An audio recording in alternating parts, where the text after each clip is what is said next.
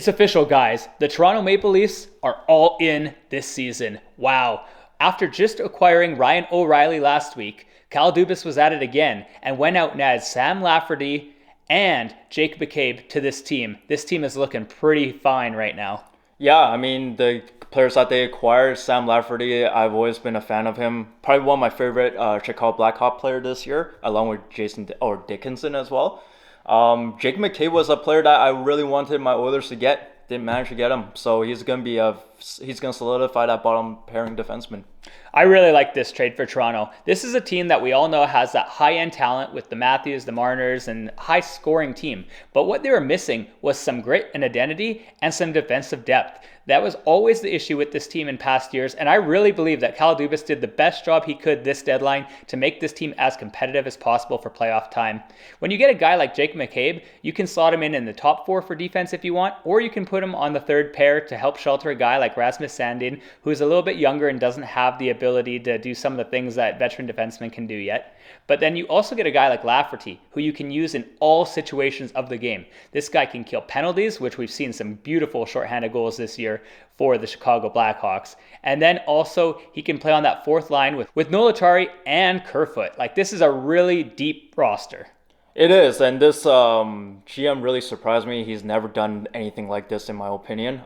He's never really stacked go full send in the trade deadline. He's always been a wuss in the trade deadline and doesn't really make these big splashes in the deadline or the offseason, or except for that one time he signed John Tavares. But most of the time, this guy doesn't really make a whole lot of big splashes in the trade deadline.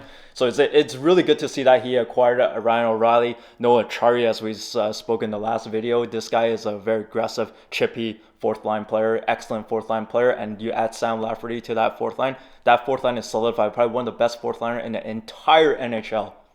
Yeah, I gotta say something, guys. Kyle Dubas seems to get a lot of hate, especially on social media and from Leafs fans too, but I'm gonna say it. It's not his fault if they lose this year. If Toronto is unable to make a run in this year's playoffs, it will be on the coaching and on the players themselves. Kyle Dubas has done everything to make this team as competitive as they can be, and I really, really love this team, especially on paper and just how deep it is. The best part about these two players that they acquired, these two are not rentals. They still got another year left in their contract. They're still going to be in this team next year. Jake McCabe is 50% retained, which is insane. $2 million a year on the cap for this type of defenseman who can play, as Scott said, top four. He's a top four defenseman on this team. He can move up. He can play whether anywhere in that lineup. It's crazy. Yeah. Now we got to talk about on Chicago's side, what went the other way to make Chicago willing to retain this salary and to give up these players for the rebuild. And that is going to be primarily a top 10 protected first round pick in 2025, as well as a second round pick in 2026. Now, this is a team who's just going to be stashing up picks. We know this. They're probably going to look to get rid of Patrick Kane soon as well. This team is full rebuilding, trying to get a guy like Bedard or Fantilli to build around. And I think, honestly, they did pretty good. I think this was a good trade for both teams. This is probably the best package you could get, I guess. I thought they would get a little bit more from Jake McCabe, but it is what it is. With this type of package, I just really don't think they're going to get that much out of Patrick Kane. It's going to be a very underwhelming return for Patrick Kane, unfortunately. But yeah, I mean, I think this team is obviously trying to build for the future to try and get picks right now, so they're doing okay. Yeah, it's the best they have right now. You don't really have a lot of leverage when teams know that you're going to be bottom of the barrel, and you pretty much have to get rid of everybody. And I think a first, even if it's top 10 protected, let's be real. It says top 10 protected, but the Leafs aren't going to be in the bottom 10. This is going to be a first round pick, probably somewhere in the 20s, which is a pretty solid roster player, honestly, down the line, most likely for this team. And you pair that with the picks they already have, Chicago can build really nicely for their future. Yeah, I'm very excited for Jake McCabe. Personally, when you watch Chicago Blackhawks games, Sam Lafferty and Jake McCabe is probably the best defenseman all season long for this team. And then Sam Lafferty has been one of the best forwards on this team as well. So it's, especially this guy, he has such great utility. He can kill penalties. Elite. I think he's an elite penalty killer, honestly. Yeah, I've already seen what the projected lineups are, and they are projecting to put him on the first penalty kill, which makes a lot of sense. This guy's not afraid to block a shot. He's very good positionally, a really good young defenseman. And like Owen said, it's really great that they have him for multiple years. It's not just this playoff run. It's not just like a 20-game rental. They got this guy again to run it back next year. And if I was a Toronto fan, I'd be really excited about this team. And this team does kind of just, my gut feeling right out of the get-go is they have what it takes to beat Tampa now.